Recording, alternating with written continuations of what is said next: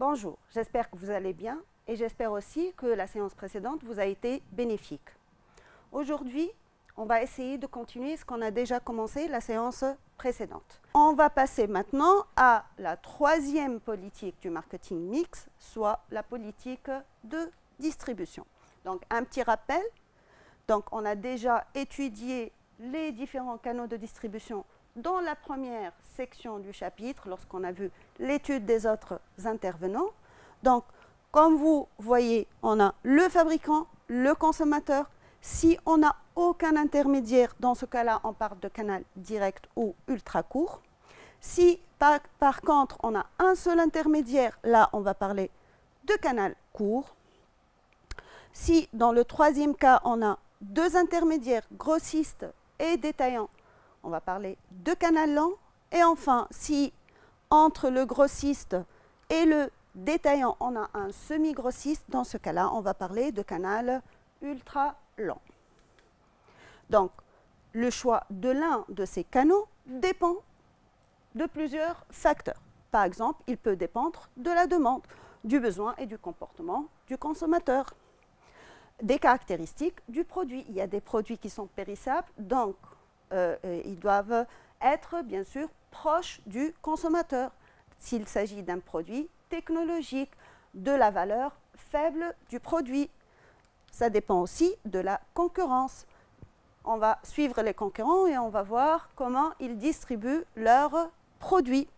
Des autres politiques du marketing mix, par exemple, la nature du produit, produit de luxe ou haut de gamme, le packaging, si vous voulez, ça nécessite si vous voulez, un déplacement important ou pas, de la communication aussi pratiquée par l'entreprise. Ça dépend aussi du coût de distribution, si on veut minimiser les coûts ou, bien sûr, si vous voulez, appliquer un canal de distribution ultra court. Donc, ça réduit les coûts de l'entreprise qui n'a pas à assurer cette fonction logistique. Donc, elle peut vendre aux grossistes qui assument la distribution du produit. Alors, le choix aussi a plusieurs objectifs.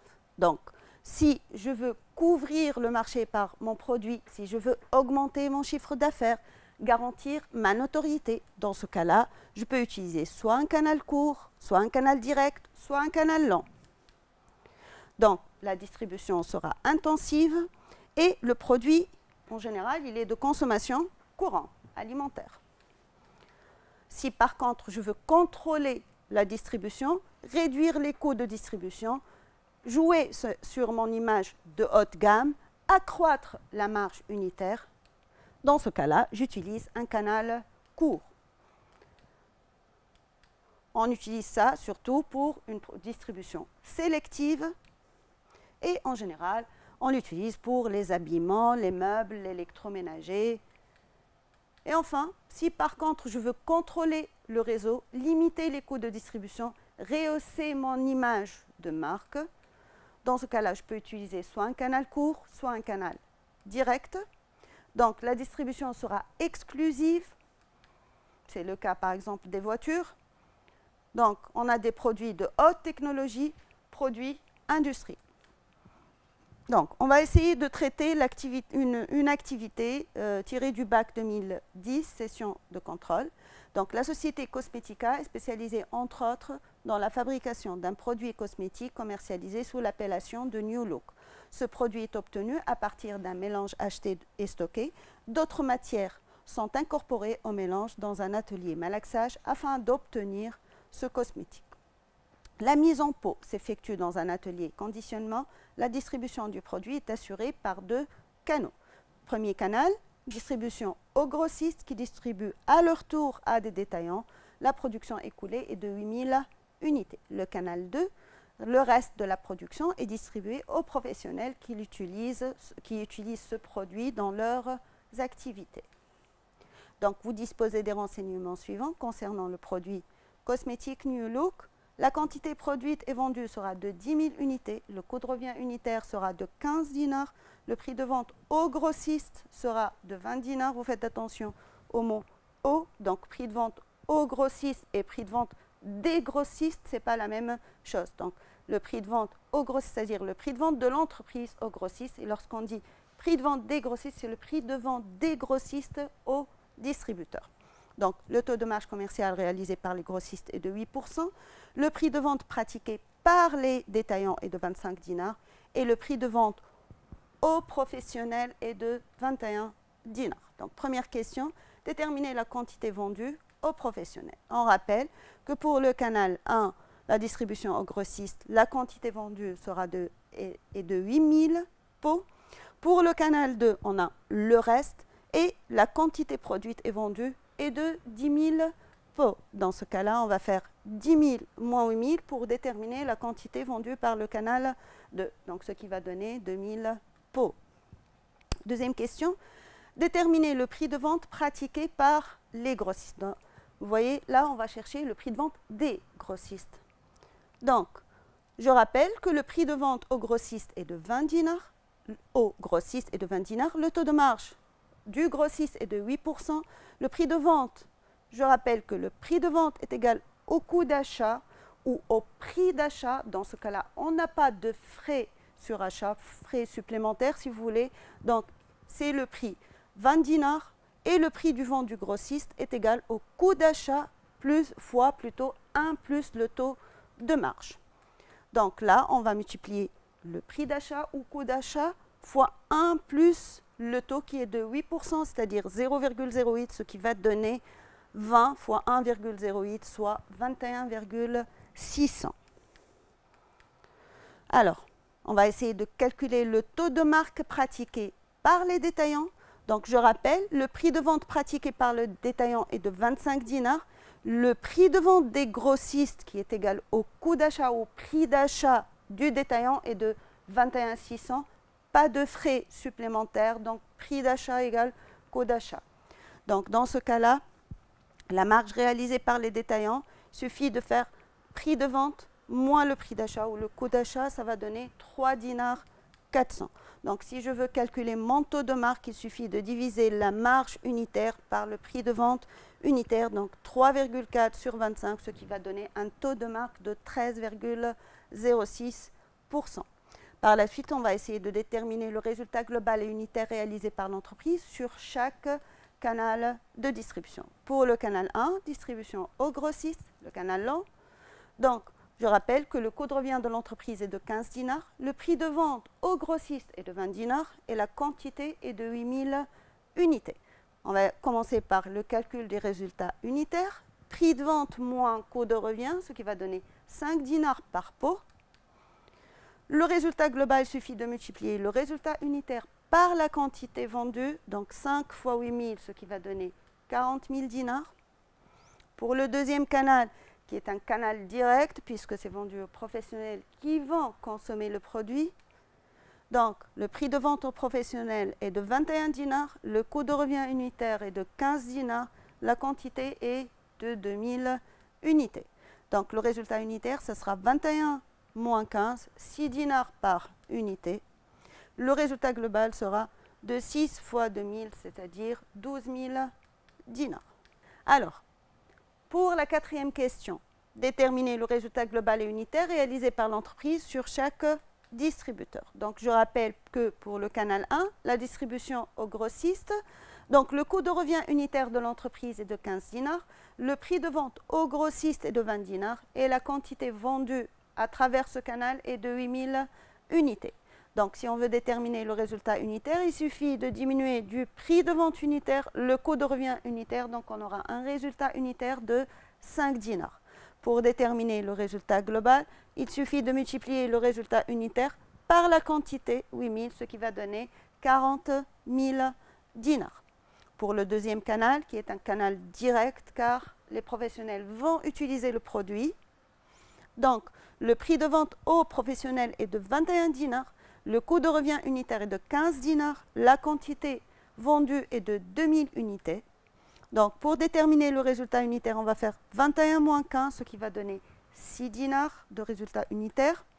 Le résultat global, on va multiplier le résultat unitaire, 6 dinars, par la quantité 2000, ce qui va donner un résultat de 12 000 dinars.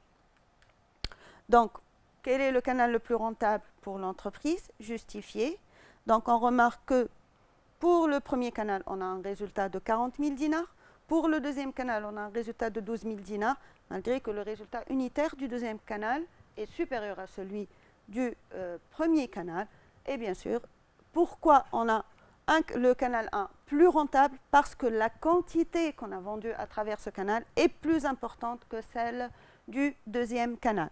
Donc même si le résultat unitaire du deuxième canal est plus élevé, le premier canal vente aux grossistes est plus rentable car la quantité vendue est plus importante et par conséquent le résultat est plus élevé.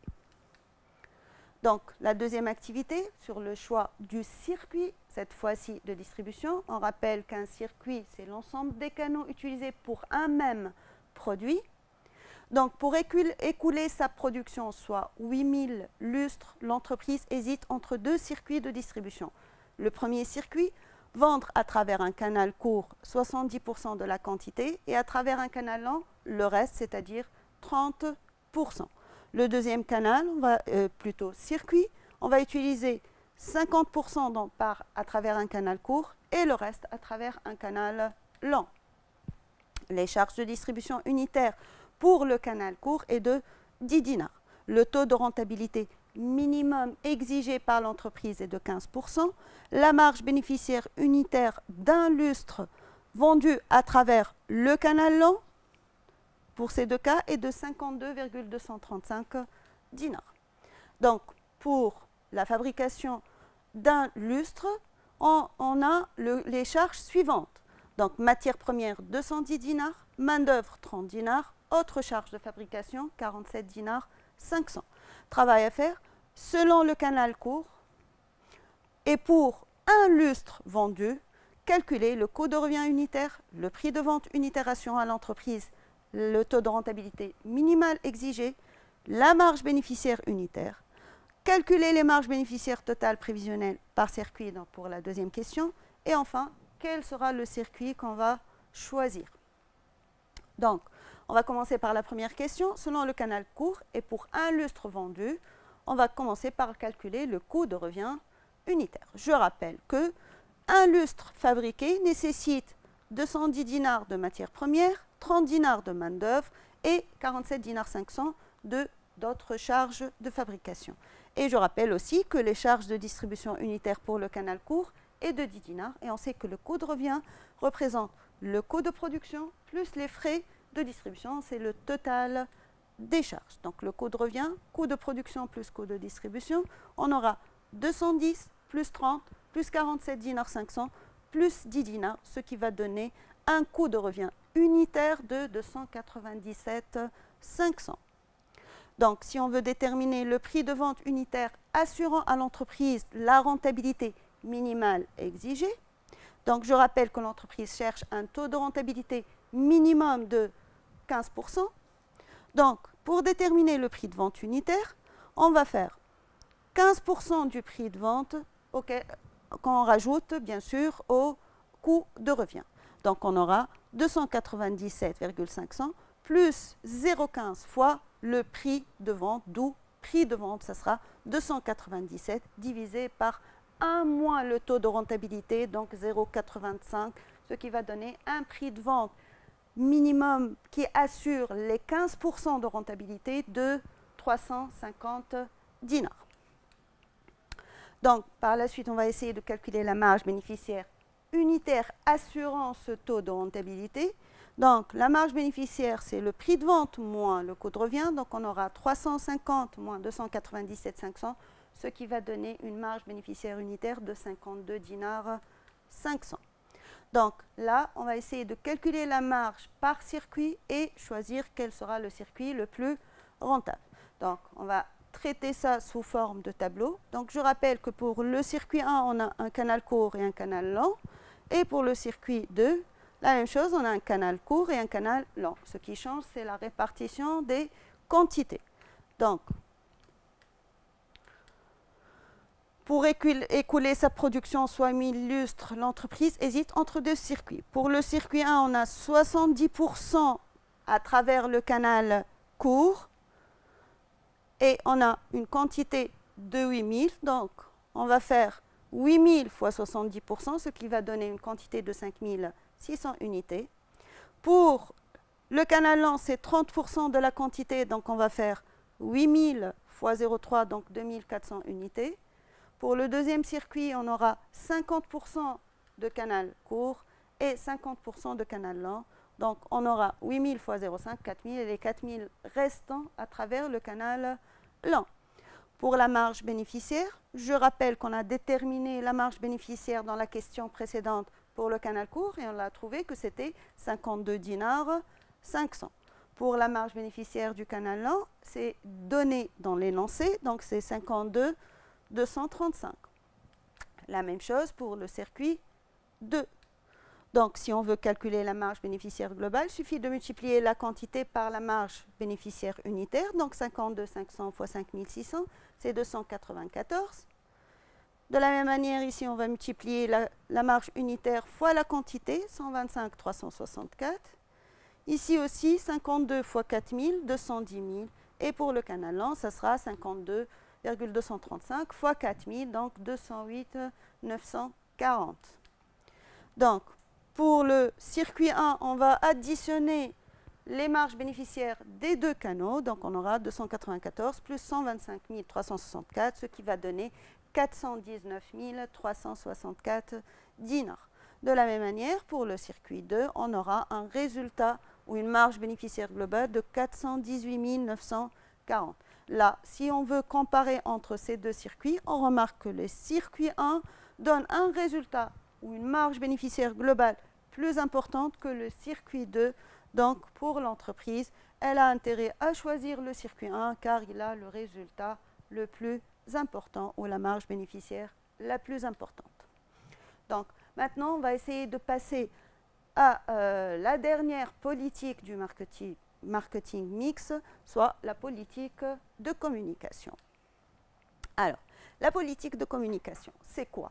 C'est l'ensemble des informations, messages, signaux de toute nature que l'entreprise émet en direction de ses publics cibles.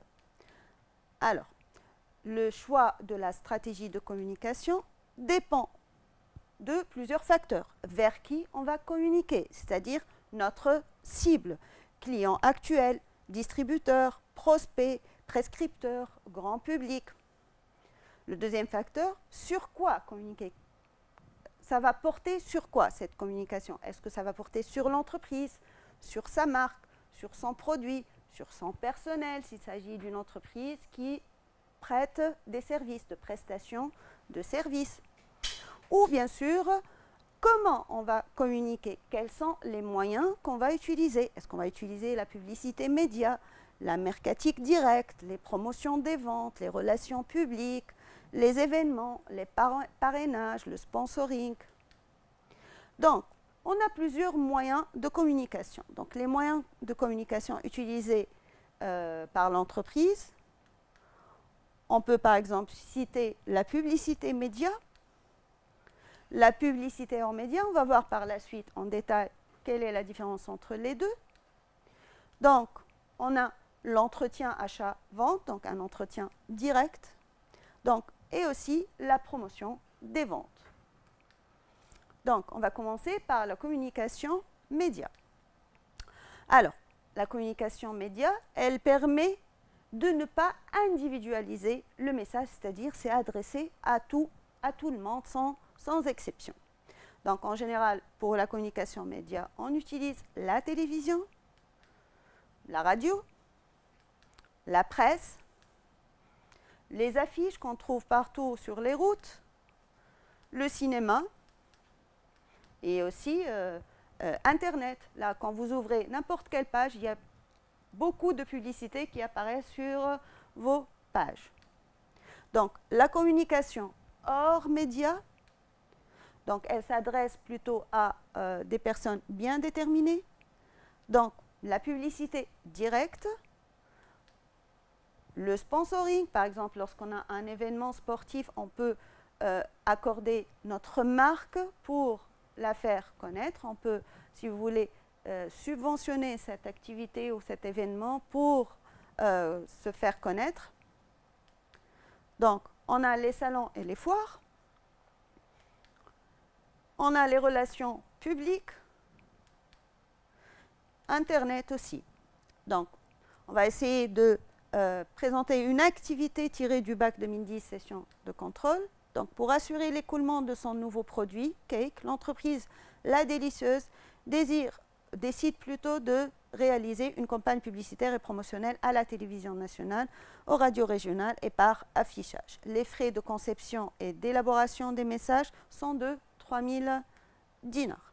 Donc, dans la télévision nationale, la diffusion à la télévision, ce sera sur 20 jours à raison de 30 secondes par jour à 400 dinars les 30 secondes. Radio régionale, 40 jours à raison de 5 fois par jour pendant 30 secondes à 100 dinars par jour.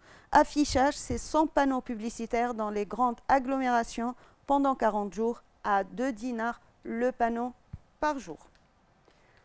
Donc, première question, on va essayer de déterminer le coût de chaque support de communication, déterminer le coût de la campagne publicitaire et promotionnelle, et on va voir quel est l'impact de cette campagne publicitaire et promotionnelle sur la structure des charges prévisionnelles. Donc, on va commencer par le coût de chaque support publicitaire. Donc, pour la télévision, je rappelle qu'on a une diffusion à la télévision de 20 jours à raison de 30 secondes par jour à 400 dinars les 30 secondes. Donc là, on va multiplier 20 fois 400 fois 1. Pourquoi fois 1? Parce qu'on va passer juste 30 secondes par jour, donc une seule fois par jour, donc on multiplie par 1. Donc on va faire 20 fois 400 fois 1, ça fait 8000 dinars. Pour la radio régionale, donc on a 40 jours à raison de 5 fois par jour pendant 30 secondes à 100 dinars par jour. Et là, je précise que c'est écrit par jour, donc on va multiplier par le nombre de jours. Donc 40 fois 100, ça fait 4000.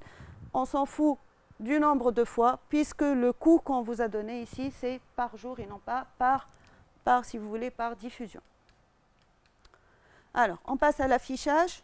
Donc, on a 100 panneaux publicitaires pendant 40 jours à 2 dinars le panneau. Donc là, on va multiplier par le nombre de panneaux et par le nombre de jours. Donc on aura 100 fois 2 fois 40, ce qui va donner 8000 dinars. Donc là, on a calculé le coût de chaque support publicitaire.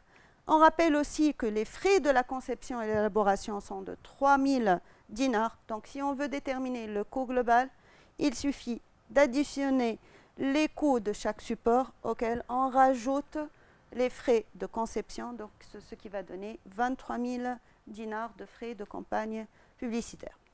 Alors, l'impact de la campagne publicitaire et promotionnelle sur la structure de l'entreprise.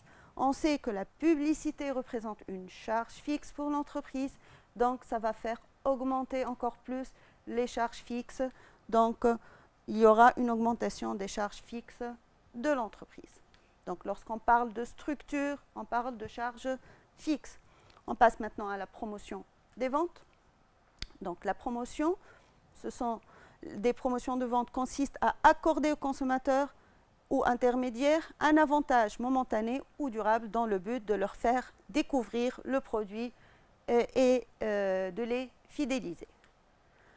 Donc, la promotion peut être faite par le prix, des réductions de prix, ou par l'objet, vendre 2, le troisième gratuit, par exemple, ou la promotion par les jeux. Par exemple, quand vous allez dans une grande surface, vous trouvez un jeu, donc vous essayez de participer, de gagner un truc.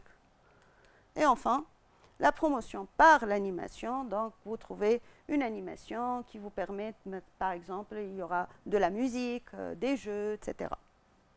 Donc, on va essayer de comparer entre la publicité et la promotion. Donc, la publicité, vous regardez la publicité, elle vous attire donc vers le produit, donc vous achetez le produit. La promotion, c'est le produit qui va vers le consommateur. Par exemple, quand vous achetez de la lessive, vous trouvez avec du shampoing ou un produit gratuit.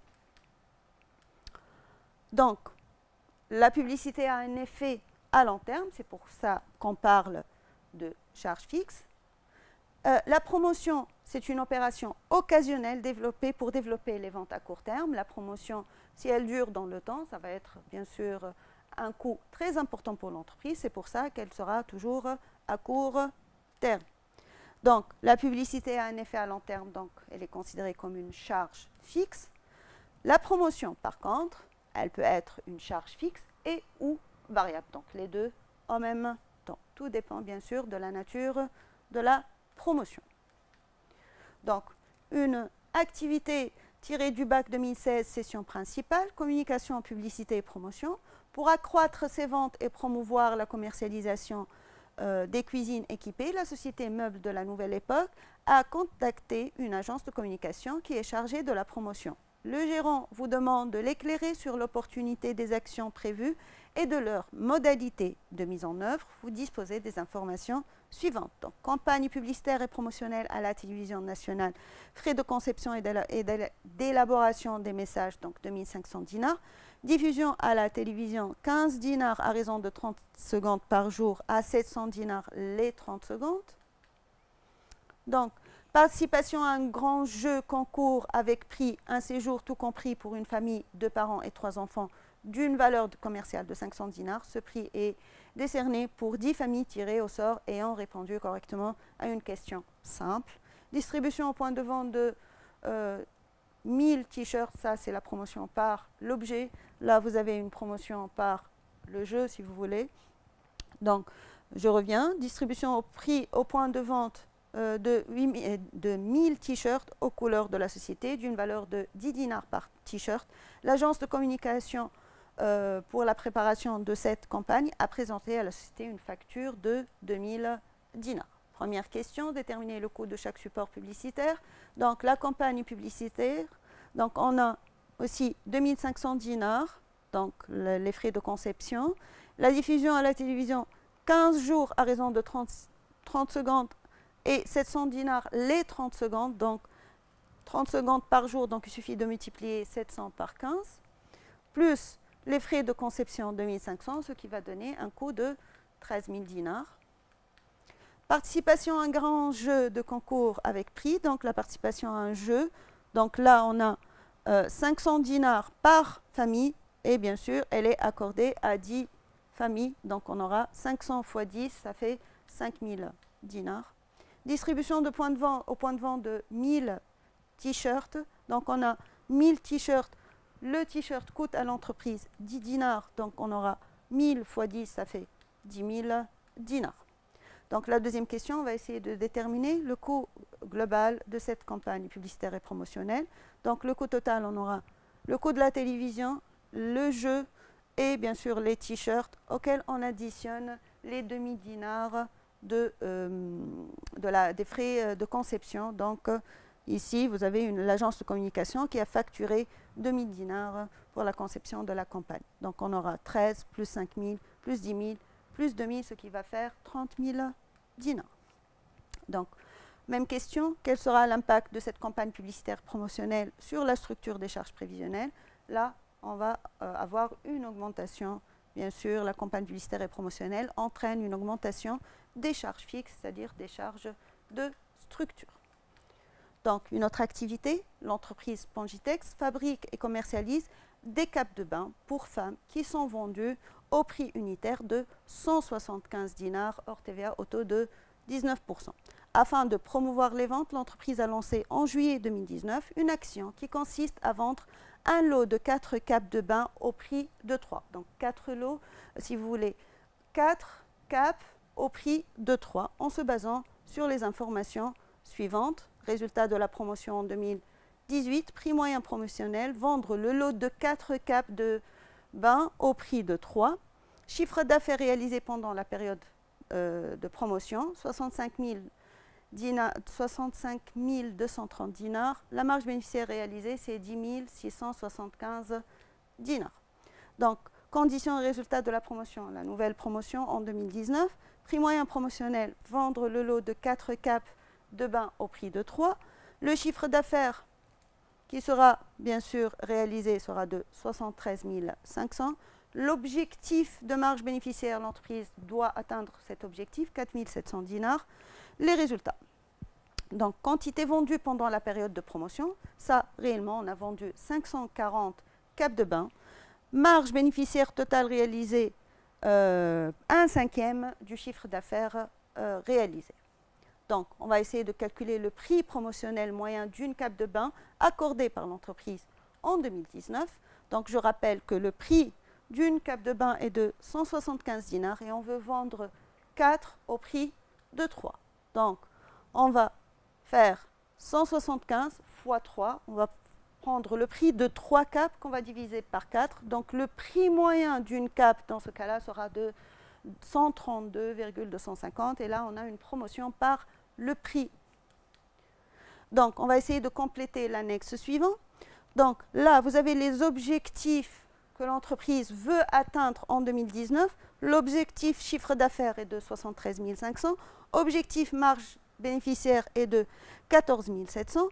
Là, on a les réalisations. On va essayer de calculer les écarts et on va essayer de voir les réalisations déjà effectuées en 2018.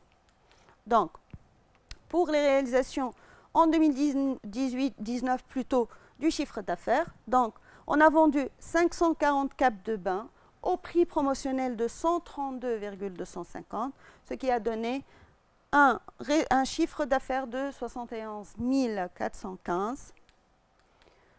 Alors, la marge totale réalisée, c'est 1/5 du chiffre d'affaires. Donc, vous avez le chiffre d'affaires divisé par 5, donc ce qui va donner une marge bénéficiaire réelle, si vous voulez, de 14 283. Alors, l'écart, bien sûr, on va faire les réalisations moins les objectifs. Donc, on va faire 71 415 moins 73 500. Et là, on a un écart négatif de 2085. Vous faites attention, là, on parle de résultats. Un écart négatif, c'est un écart défavorable, donc, car le chiffre d'affaires réalisé est inférieur au chiffre d'affaires prévu, si vous voulez. De la même manière, on va calculer l'écart sur marge bénéficiaire. Donc, on va faire la réalisation moins les objectifs, moins les prévisions, donc 14 283 moins 14 700, ce qui va donner un écart plutôt négatif de 417. C'est aussi un écart défavorable, car là, on parle de résultats, de marge bénéficiaire et non pas de coût. Alors, pour le pourcentage d'évolution par rapport à 2018, donc on va comparer les réalisations de 2019 par rapport à celles de 2018. Donc, et lorsqu'on parle d'évolution, on va faire valeur finale moins valeur initiale sur valeur initiale. Donc, on va faire chiffre d'affaires 2019 moins chiffre d'affaires 2018 sur chiffre d'affaires 2018. Donc, ce qui va donner 0,0948, soit 9,48%.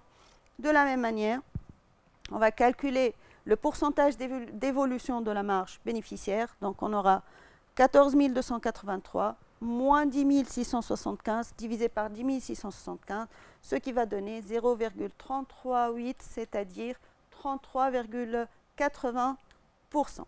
Donc, on remarque là que le résultat, si vous voulez, le chiffre d'affaires a augmenté par rapport à 2018, la marge bénéficiaire a augmenté par rapport à 2018, mais ça n'a pas permis à l'entreprise d'atteindre ses objectifs. Donc, d'ailleurs, c'est la raison de la question 3. Que pensez-vous de l'efficacité de l'action promotionnelle menée en juillet 2019? Donc, bien que les objectifs de la promotion 2019 ne soient pas atteints en termes de chiffre d'affaires et en termes de marge bénéficiaire, la promotion de 2019 est meilleure que celle de 2018, étant donné que le chiffre d'affaires a enregistré une augmentation de 9,48% et la marge bénéficiaire a aussi évolué de 33,80%. Donc, la deuxième section est maintenant terminée. On va essayer de récapituler. Donc, on a déterminé, si vous voulez, pour la provocation des ventes, on a déterminé notre marché cible pour par la suite fixer notre marketing mix qui consiste à fixer notre politique produit. Donc, comme on l'a déjà vu et on a traité le cycle de vie du produit. On a la politique prix. Donc, on a vu comment fixer notre prix de vente. On a vu la politique de distribution, donc les différents canaux de distribution et comment choisir entre un canal ou un circuit de distribution.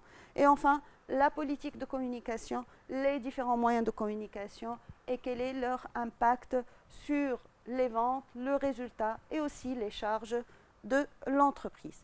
Passons maintenant à un cas de synthèse. On va essayer de traiter toutes les politiques ensemble. Donc l'entreprise Casa fabrique et commercialise des tables de décoration. Elle est assujettie à la TVA au taux de 19%. L'étude de marché montre que le produit est en phase de croissance. Donc, grand A, suite à un problème de mévente, l'entreprise décide de réviser son prix de vente. Elle a donc lancé une enquête auprès d'un échantillon de 2000 consommateurs pour déterminer son prix psychologique. Cette étude a révélé que ce dernier était de 41,650 dinars. En appliquant le prix psychologique, l'entreprise arrive à écouler sur le marché 8000 unités. Le coût variable unitaire sera de 15 dinars 500. Les coûts fixes totaux seront de 60 000 dinars. Donc, première question, on va essayer de déterminer le prix psychologique hors TVA, de déterminer le coût de revient unitaire et de déduire son nom, si vous voulez. Donc, je rappelle que le prix psychologique hors TVA, c'est le prix psychologique qu'on divise par 1 plus le taux de TVA. Donc, prix psychologique 41,650 divisé par 1,19, ce qui va donner 35 dinars. Le coût de revient unitaire, qu'est-ce qu'il représente? Donc, on sait que l'entreprise arrive à écouler sur le marché 8000 unités et que le coût de variable unitaire est de 15 dinars 500, le coût fixe est de 60 000 dinars. Je rappelle que le coût de revient, c'est le total des charges, donc variable plus fixe ou production plus distribution. Donc là, on va essayer de déterminer le coût de revient unitaire. Donc le coût variable unitaire plus coût fixe divisé par la quantité à vendre, donc 15 dinars 500 plus 60 000 sur 8000, ce qui va donner un coût de revient unitaire de 23 dinars. Et on a nommé ce coût de revient le prix de vente minimum. Donc, grand B, pour acheminer le produit vers le consommateur, l'entreprise passe par les grandes surfaces. De ce fait, on vous fournit entre autres les informations suivantes. Le prix pratiqué par les grandes surfaces et le prix psychologique, soit hors TVA bien sûr, 35 dinars. Le taux de marque pratiqué par les grandes surfaces est de 20%. Les grandes surfaces supportent des frais supplémentaires de 2 dinars. Alors, première question, quel est le canal de distribution de l'entreprise? Déterminez la marge commerciale nette des grandes surfaces, déduisez le prix de vente de l'entreprise, déterminer le résultat unitaire et global de l'entreprise et enfin, l'entreprise a fixé un objectif de rentabilité de 10%. A-t-elle atteint son objectif?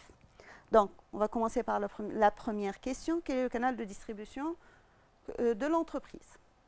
On rappelle que pour acheminer le produit, l'entreprise passe par les grandes surfaces.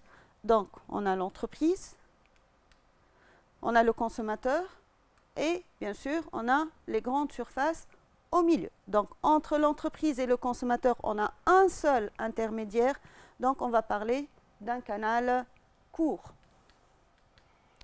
Alors, pour mieux appréhender l'activité, on va essayer de présenter les différentes données sous les différentes, si vous voulez, les différents interlocuteurs. Donc, pour le consommateur, il va acheter au prix psychologique, bien sûr, en toute taxe comprise, qui est de 41,650. Alors, qui va vendre à ce consommateur? C'est les grandes surfaces. Donc, le prix psychologique, ça sera le prix de vente des grandes surfaces. Bien sûr, on va le déterminer en hors taxe, puisque tous les calculs se font en hors taxe. Donc, je prends ce prix psychologique que je divise par 1,19, donc on va obtenir un prix de vente de 35 dinars.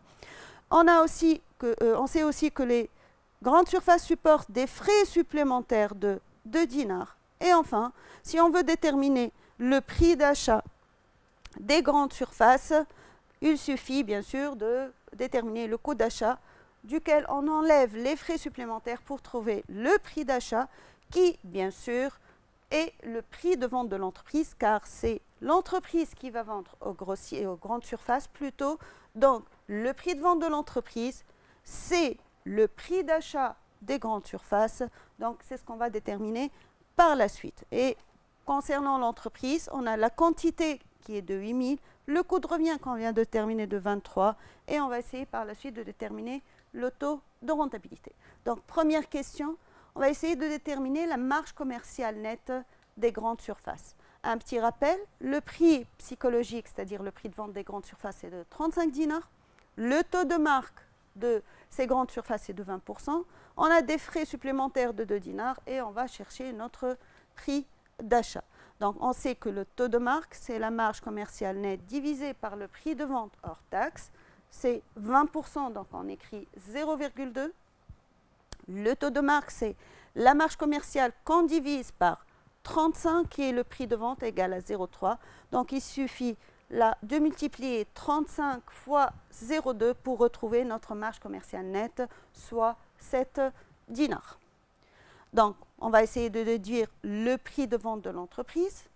Donc, le prix de vente de l'entreprise, c'est le prix d'achat des grandes surfaces. Donc, le coût d'achat du détaillant, c'est le prix d'achat, le prix de vente moins la marge commerciale.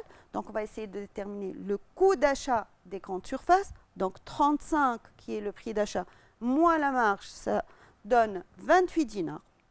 Et on sait que le prix d'achat, c'est le coût d'achat moins les frais, donc 28 moins 2, ce qui va donner un prix d'achat de 26 dinars qui est égal au prix de vente de l'entreprise. Donc, c'est le prix de vente de l'entreprise, 26 dinars. Donc là, vous aurez 26 dinars de prix d'achat pour les grandes surfaces. Donc, par la suite, on va essayer de déterminer le résultat unitaire et global de l'entreprise.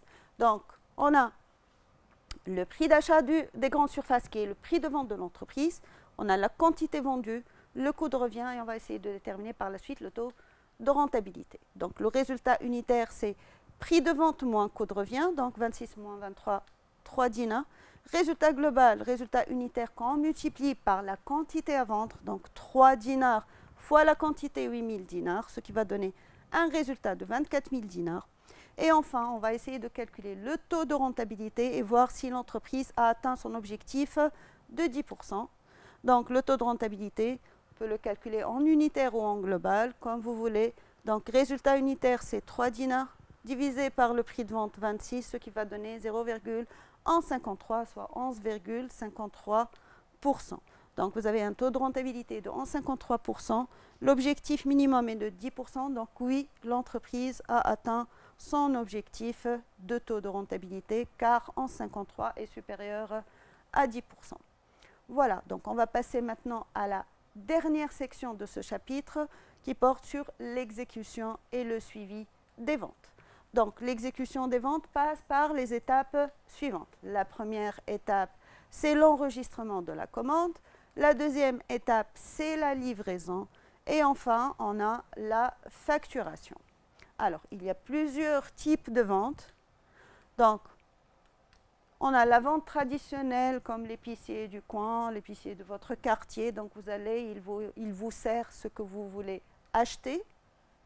On a la vente en libre service. Vous allez vous déplacer dans une grande surface, choisir vos produits et payer à la sortie. La vente en vidéo achat, c'est la télé, si vous voulez, vous regardez le produit sur la télé et puis vous achetez, vous passez votre commande. Et la vente électronique ou la vente sur Internet. Alors, la force de vente, c'est quoi la force de vente? Donc, la force de vente interne, donc, qui est à l'intérieur de l'entreprise, regroupe l'ensemble du personnel sédentaire, vendeur en magasin. Quand vous allez dans une boutique, une vendeuse ou un représentant vient vous servir. Donc ça, c'est la force de vente. Donc la force de vente externe désigne le personnel mobile commerciaux itinérant. Si vous voulez, c'est le représentant commercial qui se déplace pour vendre le produit à l'extérieur de l'entreprise. Donc le rôle de la force de vente est d'assurer un lien entre l'entreprise et la clientèle, transmettre et adapter l'offre aux besoins spécifiques du client, fournir à l'entreprise des informations en provenance du marché. Donc, le contact avec le client permet à l'entreprise d'améliorer son service, d'améliorer son produit et bien sûr de fidéliser ses clients. On a aussi le service après-vente. Donc, c'est un service au sein d'une entreprise qui a pour but de répondre à vos questions et ou de réparer ou de remplacer des produits défectueux. Donc, chaque entreprise se doit de répondre à ses clients en cas de problème, mais le fait de contacter le service après-vente d'une entreprise par téléphone peut être payant. Donc, on va essayer de traiter une activité qui porte sur la force de vente. Donc, l'entreprise Fermi-Miel est une ferme agricole qui produit et commercialise du miel conditionné en bidon de 2 litres et 3 litres. La clientèle actuelle de Fermi-Miel était limitée à 10 grossistes. Donc, en 2019, M. Kemel décide de réorganiser la distribution du miel. Ainsi, désormais, les commerciaux devront visiter les acteurs du réseau de vente indirects, grossistes et détaillants. Pour ce faire, le directeur détermine ses besoins en visite et établit les normes de l'activité du vendeur. Le contrat des 4 anciens représentants commerciaux étant arrivé à terme, il doit donc procéder à de nouveaux recrutements. Alors, en se basant sur l'annexe A qui représente le tableau de bord du directeur, donc on a là le nombre de clients, le nombre de visites, la durée de chaque visite et le taux horaire ou le coût par heure. On va essayer de remplir le tableau suivant. Donc, pour le nombre de clients, on a 200 clients, donc 10% passent par les grossistes, donc on va faire 200 fois 0,1, ça fait 20 clients. On a 25% des clients passent par les supérettes, donc 200 fois 0,25, donc c'est 50 clients. Et enfin, pour les boutiques, ça sera 65% fois 0,65, donc ça fait 130.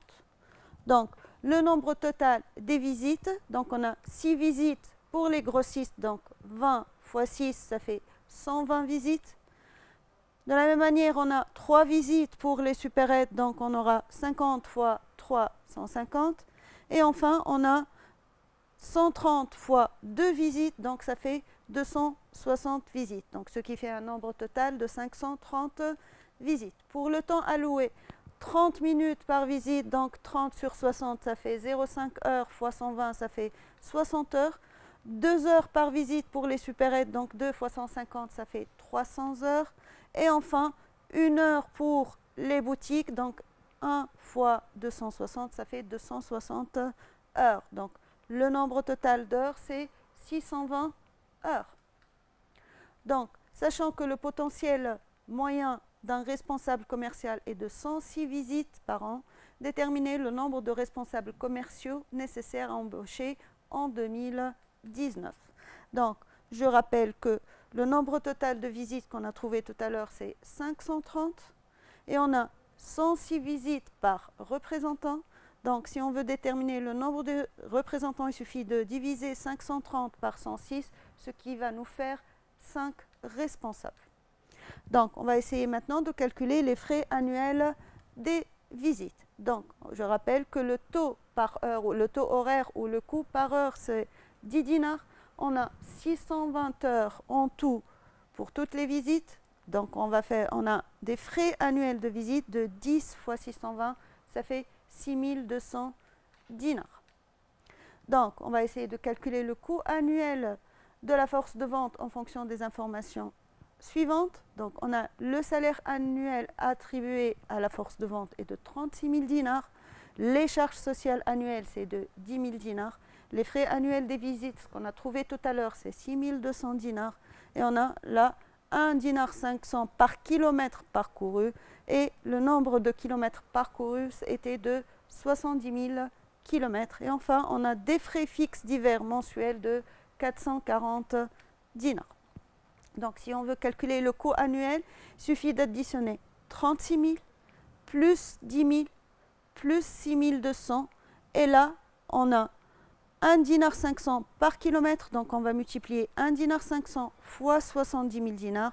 Et là, on a des charges fixes, des coûts fixes mensuels. Donc, puisqu'on travaille là sur un coût annuel, on va multiplier par 12. Donc, ce qui va nous faire un total de 162 480 dinars. On va par la suite calculer le taux de variation annuelle du coût de la force de vente, sachant que celui de l'année précédente est de 146 232. Et on va expliquer l'origine de cette variation. Donc le taux de variation, je rappelle, c'est la valeur finale moins la valeur initiale divisée par la valeur initiale. Donc là, on va faire 162 480 moins 146 232 divisé par 146 232, ce qui va nous faire 0,1111, soit 11,11%. Donc on remarque une augmentation du coût de la force de vente. Alors l'origine, au début, il a embauché 4 représentants. Là, ça va être 5. Donc, il y a une augmentation déjà du nombre de clients, donc du nombre de visites et par conséquent du nombre de représentants, donc ce qui va faire une charge supplémentaire pour l'entreprise. Donc, notre cours vient de s'achever. On va essayer de faire une synthèse globale sur tout le chapitre. Donc, en première section, on a vu l'étude de marché, on a vu les différents domaines d'étude de marché, l'étude de l'environnement, l'étude du consommateur, l'étude de la concurrence et l'étude de la distribution. Au cours de la deuxième section, on a vu la provocation des ventes. Donc, la première étape, la segmentation et le ciblage. La deuxième étape, le marketing mixte, la politique, les 4 P, si vous voulez, la politique produit, la politique prix, la politique de distribution et la politique de communication. Et enfin, on a vu l'exécution et le suivi des ventes en troisième section. On a vu quelles sont les étapes de l'exécution des ventes, les différentes techniques de vente et bien sûr les avantages et les coûts de la force de vente et du service après-vente. Voilà, notre cours vient de s'achever. J'espère que cette leçon vous a aidé à mieux consolider vos connaissances. J'espère vous voir une prochaine fois dans une autre présentation. Essayez de travailler et de persévérer et surtout restez chez vous. Au revoir.